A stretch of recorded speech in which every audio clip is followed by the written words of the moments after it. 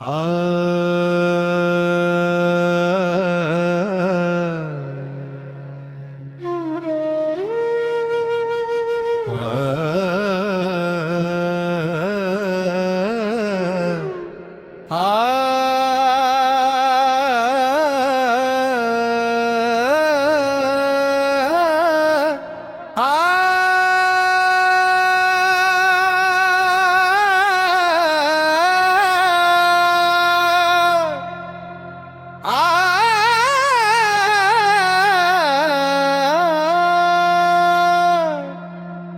काया एक पाठशाला है, शिव इसका व्याकरण है। वर्णमाला के बीज मंत्र से होता आत्मदर्शन है। राम राम का कूट लगा कर नाड़ी दोष मिटाना है। सोई हुई उस शक्ति को अब शिव से जा मिलाना है। राम राम ही ओम नमः शिवाय है। राम राम ही ओम नमः शिवाय है। 50 वर्ण की कीबोर्ड पर बजती अनहद वाणी है। चक्रों की इन पंखुड़ियों में छिपी एक कहानी है। विद्यार्थी बन अशिक्षित तक जिसने भेद जान लिया, उसने अपने घट के भीतर शिव को ही पहचान लिया। काया एक पाठशाला है, शिव इसका व्याकरण है। राम राम ही शिवाय है। राम राम ही ओम नमः शिवाय है। रसूर्य की अग्नि जगाए मां शीतल कर देता है। आसुषुम्ना मार्ग खोल सब कष्टों को हर लेता है। 57 और 51 का अद्भुत योग बिठाया है। 108 के सुमिरन में प्रकाश भीतर लाया है।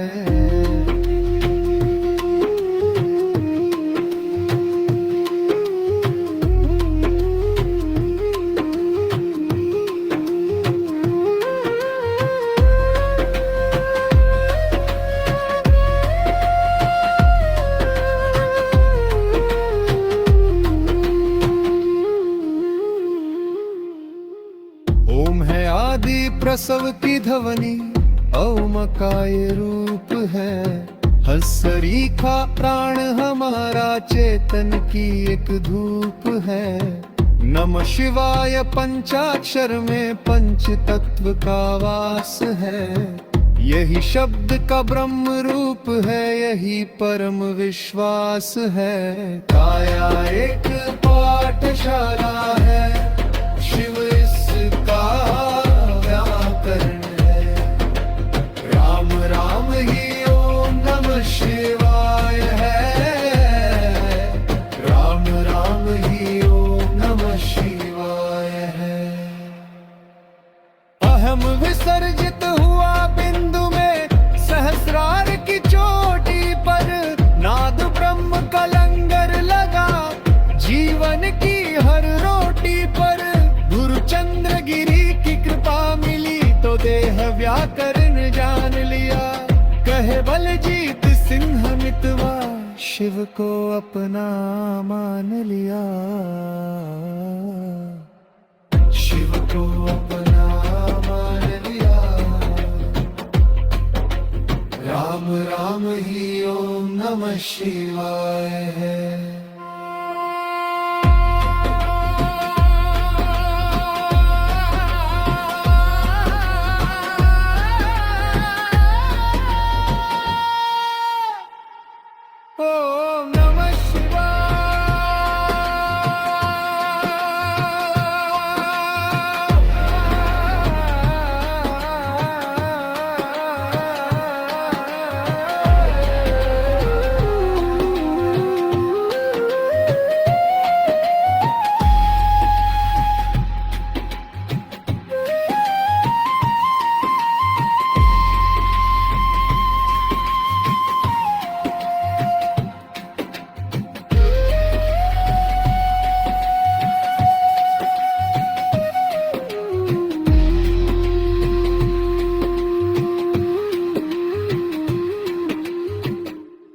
आज हमारे पास बलजीत सिंह मितवा की एक प्रस्तुति है जिसका नाम है शरीर का व्याकरण और नाद विज्ञान। और इसकी शुरुआत ही एक बहुत कमाल के विचार से होती है कि हमारा शरीर सिर्फ हड्डियों और मांस का ढांचा नहीं है, बल्कि अक्षरों की एक जीती जागती वर्णमाला है। देह की देवनागरी। हाँ, देह की देवनागरी। ये सुनने में जितना काव्यात्मक लगता है उतना ही मुझे लगता है गहरा भी है। बिल्कुल। और ये सिर्फ एक सुंदर उपमा या कह सकते हैं मेटाफर नहीं है। ये प्रस्तुति असल में ध्वनि, हमारे शरीर के जो ऊर्जा केंद्र है और हमारी चेतना, इनके बीच एक छिपे हुए रिश्ते को उजागर करती है। देखिए, इसका मूल तर्क ये है कि जैसे व्याकरण के नियमों के बिना कोई भी भाषा वो सिर्फ बेतरतीब आवाजें होती हैं जिनका कोई मतलब नहीं होता। हाँ, कोई मतलब नहीं। ठीक उसी तरह बीज मंत्रों के सही सिस्टम या विन्यास के बिना हमारी जीवन ऊर्जा भी बिखरी भी रहती है। तो आज हम इसी छिपे हुए व्याकरण को समझने की कोशिश करेंगे। ठीक है, तो इस विचार को थोड़ा और खोलते हैं। अक्षरों की जीती जागती वर्णमाला, इसका मतलब क्या है? क्या ये सिर्फ एक रूपक है या इसका कोई ठोस आधार भी बताया गया है? स्रोत के अनुसार इसका एक बहुत ठोस आधार है। ये कहता है कि संस्कृत वर्णमाला के जो 50 अक्षर हैं वो असल में हमारे शरीर के अंदर मौजूद मात्रिका बिंदु हैं। मात्रिका बिंदु? हाँ, योग और तंत्र में शरीर के ऊर्जा केंद्रों को चक्र कहा जाता है ना? जी, चक्र। और इन चक्रों को कमल के फूलों के रूप में देखा जाता है जिनकी पंखुड़ियां होती हैं। स्रोत बताता है कि मूलाधार चक्र से लेकर गले के विशुद्धि चक्र तक इन कमलों की कुल 50 पंखुड़ियां हैं और हर एक पंखुड़ी पर वर्णमाला का एक अक्षर अंकित है। अरे वाह, ये तो बहुत ही दिलचस्प बात है। मतलब जब कोई बच्चा स्कूल में क ख ग सीख रहा होता है तो वो अनजाने में अपने शरीर के एनर्जी मैप को सक्रिय कर रहा है। बिल्कुल यही बात है। यहाँ एक सामान्य सी लगने वाली जो शैक्षणिक क्रिया है उसे एक गहरी आध्यात्मिक प्रक्रिया के रूप में देखा जा रहा है। अच्छा। स्रोत इसे आत्मज्ञान का पहला कदम कहता है। जब एक बच्चा उन अक्षरों का उच्चारण करना सीखता है तो वो अनजाने में अपने भीतर के उन ऊर्जा केंद्रों पर एक कंपन पैदा कर रहा होता है। एक वाइब्रेशन। हाँ, एक वाइब्रेशन। ये ऐसा है जैसे आप एक अंधेरे कमरे में हैं और एक एक करके स्विच ऑन कर रहे हैं। तो भाषा सीखना सिर्फ दुनिया से बात करने के लिए नहीं, बल्कि अपने आप से जुड़ने का पहला अभ्यास बन जाता है। एक तरह का एनर्जी कीबोर्ड जिसे हम बचपन में ही चलाना सीख लेते हैं, बस हमें पता नहीं होता कि हम क्या कर रहे हैं।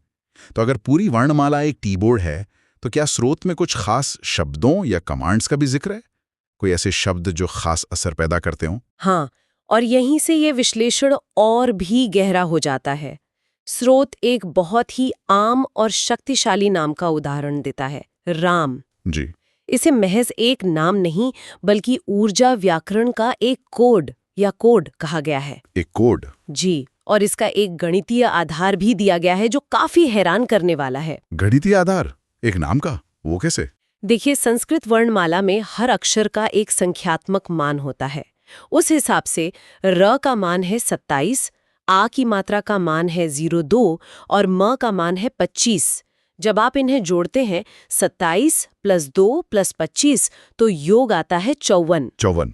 अच्छा। और जब हम राम राम 2 बार कहते हैं, जैसा कि आमतौर पर अभिवादन में किया जाता है, तो ये 108 हो जाता है।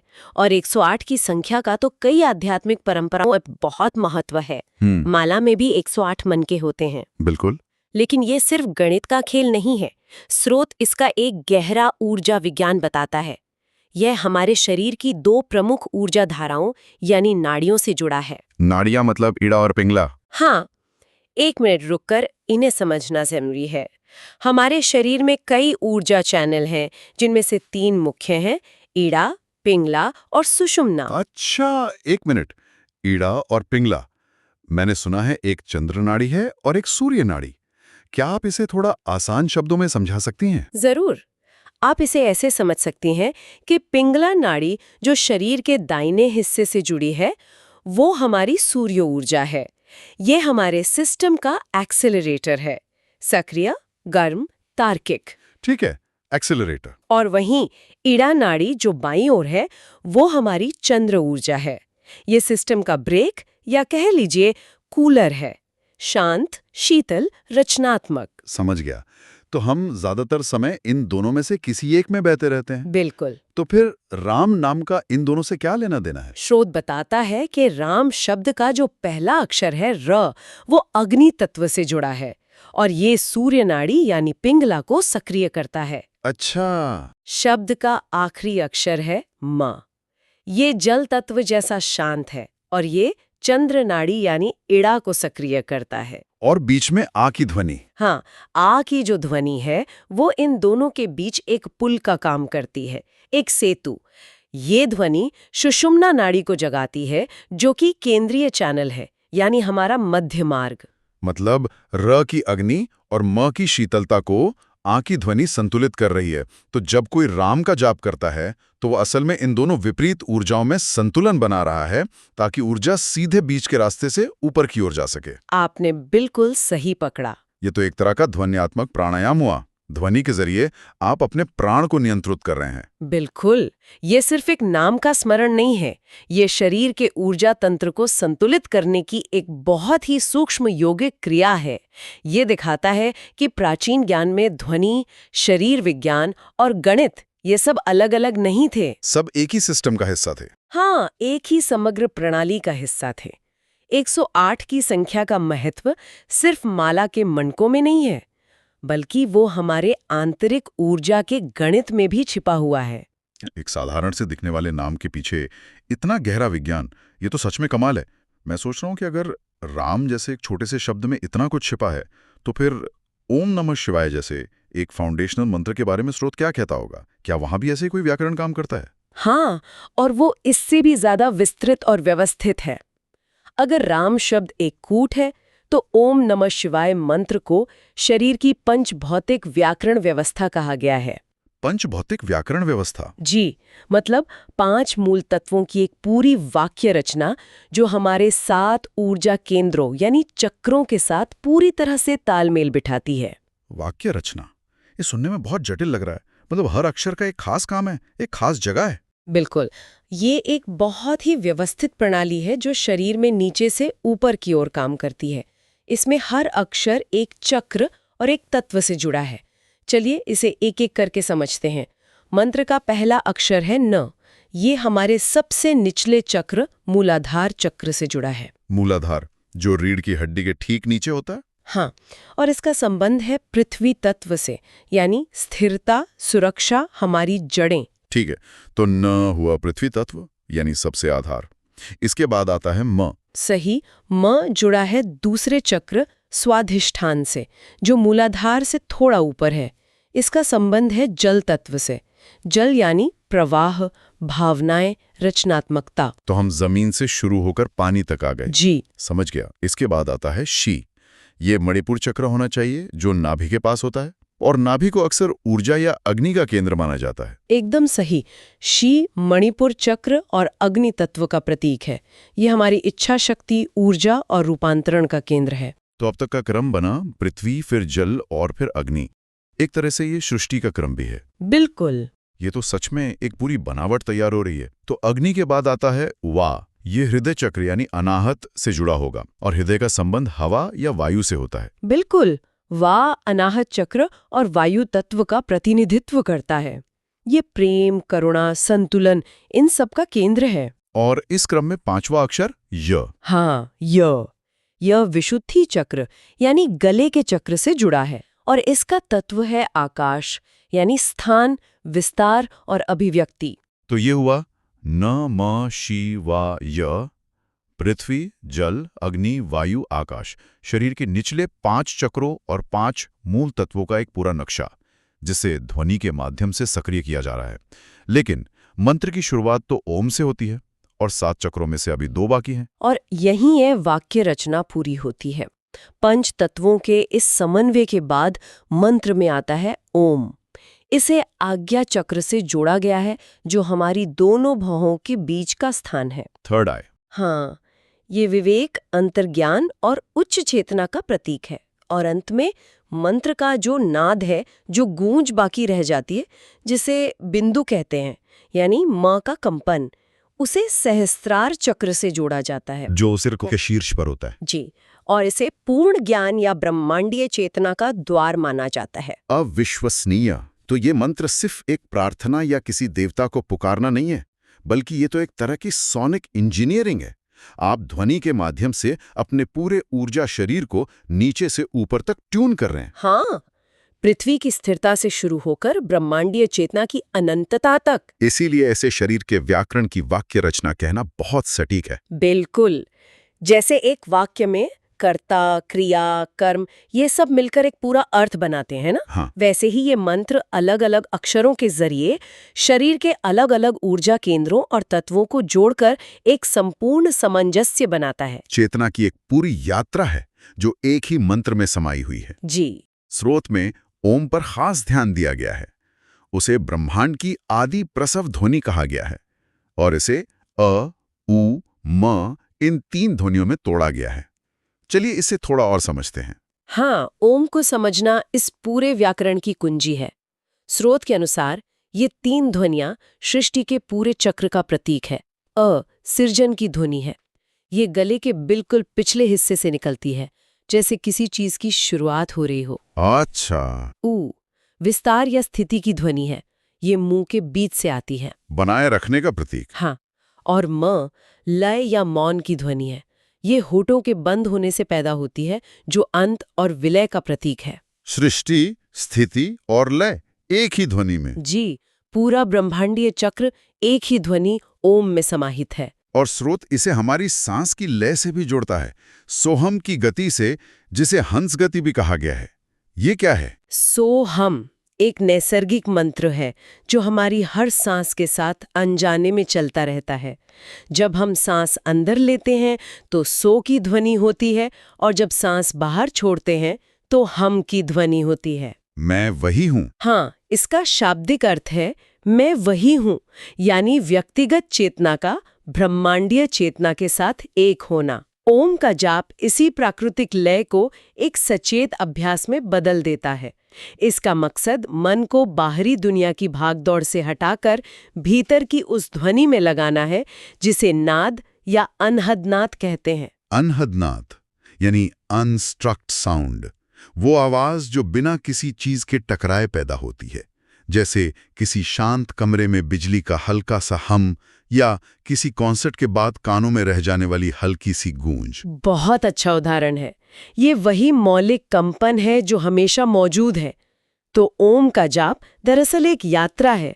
आप एक बाहरी ध्वनि पैदा करते हैं और फिर उसके कंपन पर ध्यान केंद्रित करते हैं और धीरे धीरे उस आंतरिक ध्वनि में विलीन हो जाते हैं जो हमेशा से आपके भीतर मौजूद है। बोले गए शब्द से भीतर की खामोशी तक की यात्रा। बिल्कुल, आप ध्वनि का इस्तेमाल ध्वनि के पार जाने के लिए करते हैं।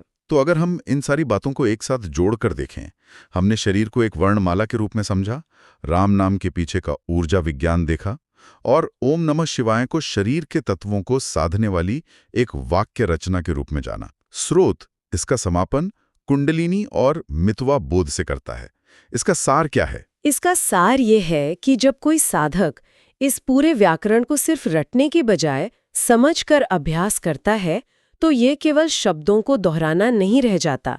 ये एक सचेत, एक गहरी प्रक्रिया बन जाती है। अच्छा। तब जैसा कि स्रोत कहता है, मूलाधार का अ, जो वर्णमाला का पहला अक्षर है, सृजन और अहम का प्रतीक है, वो धीरे धीरे ऊपर उठकर सहस्रार के म में विलीन हो जाता है। और म मौन का प्रतीक है, जहां शब्द खत्म हो जाते हैं। जी, मतलब ये आह से मां तक की यात्रा है। अहम के अ से शुरू होकर परम चेतना के मौन मौ में खो जाना। अगर अहम शब्द को देखें तो वो भी अ से शुरू होकर मौ पर खत्म होता है। क्या यही अहम का विसर्जन है जिसके बारे में स्रुत बात कर रहा है? बिल्कुल, यही अहम यानी मैं का विसर्जन है और परम शिवत्व या परम चेतना का उदय है। यह भाषा के माध्यम से भाषा के पार जाने की अवस्था है। जब साधक इस बोध के साथ अभ्यास करता है तो हर मंत्र, हर अक्षर एक चाबी बन जाता है जो चेतना के एक नए स्तर का ताला खोलता है। ये सिर्फ एक बौद्धिक समझ नहीं रहती, बल्कि एक अनुभव बन जाती है। हाँ, जहाँ व्यक्ति अपने भीतर ही ब्रह्मांड के कंपन को महसूस करने लगता है। तो जाते जाते एक विचार, ये प्रस्तुति भाषा को सिर्फ बातचीत का एक माध्यम नहीं मानती, बल्कि उसे चेतना को बदलने का एक शक्तिशाली उपकरण मानती है। यह सिर्फ शब्दों के अर्थ के बारे में नहीं है, बल्कि उनकी ध्वनि, उनके कंपन और हमारे ऊर्जा शरीर पर उनके सीधे प्रभाव के बारे में है। और ये एक बहुत ही महत्वपूर्ण सवाल भी उठाता है। अगर अक्षरों और ध्वनियों का हमारे ऊर्जा शरीर से इतना गहरा और व्यवस्थित संबंध हो सकता है, जैसा कि इस स्रोत में बताया गया है, तो हमारे दैनिक जीवन में और कौन से व्याकरण या छिपे हुए सिस्टम हो सकते हैं जो समझे जाने की प्रतीक्षा कर रहे हैं? शायद संगीत के साथ सुरों में, कला के रंगों में या प्रकृति की लय में भी ऐसे ही गहरे कोड छिपे हों। बिल्कुल, जो सिर्फ सतह के नीचे खोजे जाने का इंतजार कर रहे हैं।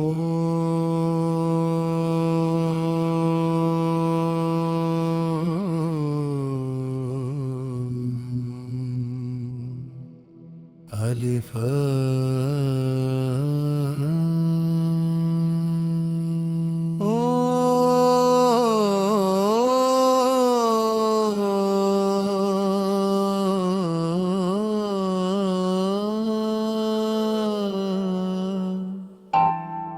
हाड़ मास का पिंजरा नहीं, ये अक्षरों का दरबार है। मितवा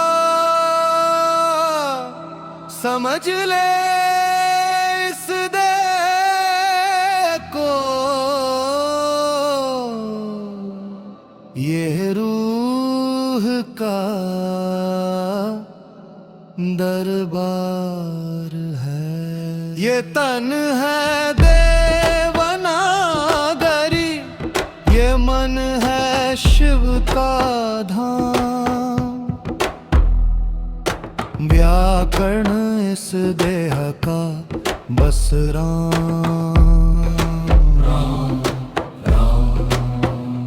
अक्षरों की वर्णमाला,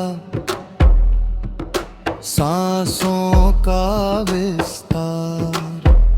मितवा पढ़ ले मौन को, यही असली इकरार। ये तन है देवनागरी, ये मन है शिव का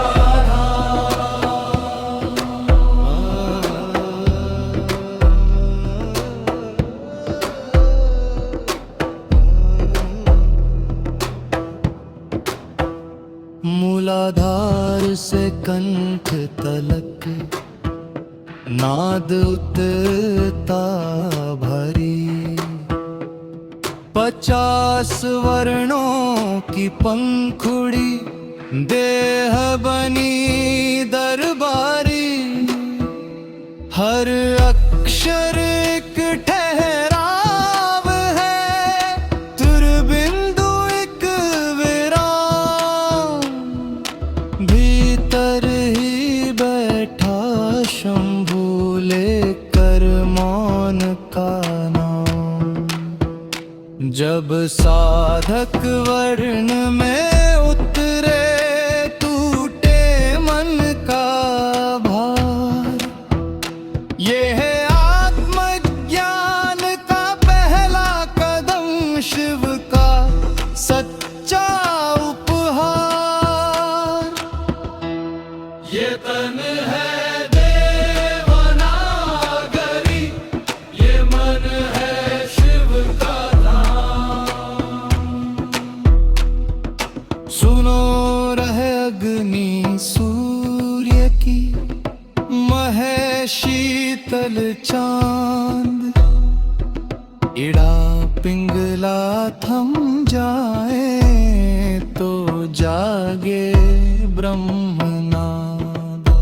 27 और 25 का जब मौन में मेल हुआ, 54 दूनी 108 स्वयं में खेल हुआ। राम राम 2 बार कहो तो गल जाए अभिमान। यही मंत्र की दरबारी, यही शिव की पहचान। ये फन देवनागरी, ये मन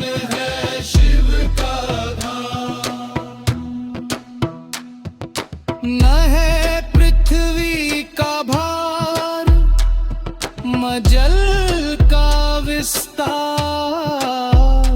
शिकी अग्नि तप बन जाए, वाचले बन श्वास। ये जब गगन में ठहरे, मौन बने हर गान, सहस्रार के सन्नाटे में डूबे सब रमान। औमक्ति गंभीर गूंज में हंस करे विश्राम, मितवा यही दरबारी स्वर, यही शिव का नाम।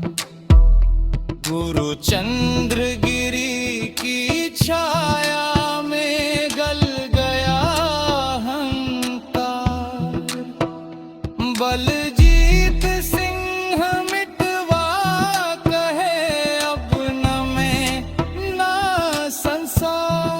ये तन है देवनागरी, ये मन है शिव का